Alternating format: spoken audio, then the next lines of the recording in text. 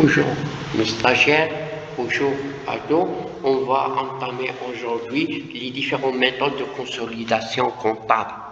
Il y a première méthode, c'est l'intégration globale. L'intégration globale est la technique appliquée lorsque la société concernée possède le contrôle exclusif, qu'il soit de droit ou de fait, sur la société consolidée. Cela correspond à plus de 50 de contrôle de droit ou 40% dans la mesure où aucun autre actionnaire ne détient la même proportion ou plus de la société consolidée. C'est ce qu'on appelle le contrôle de fait.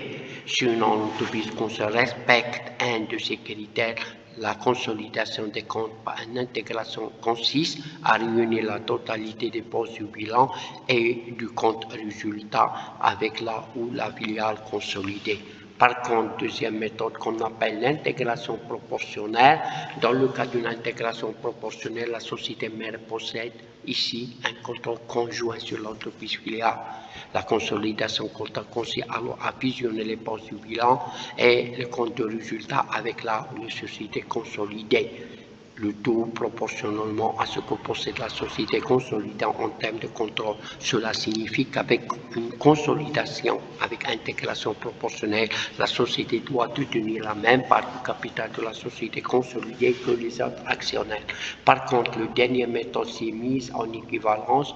Enfin, la méthode de mise peut être utilisée si la société ne détient qu'une influence notable sur la société consolidée, soit moins de 20% du droit de vote. Cependant, si l'influence notable est alors notable, alors aucun regroupement n'est possible dans cette situation. L'entreprise ne peut pas intégrer les postes du bilan du compte de résultat de l'entreprise qu'il souhaite consolider avec les siens. Voilà, il faut assigner ce cours. Prochaine fois, on va entamer un autre point important de consolidation.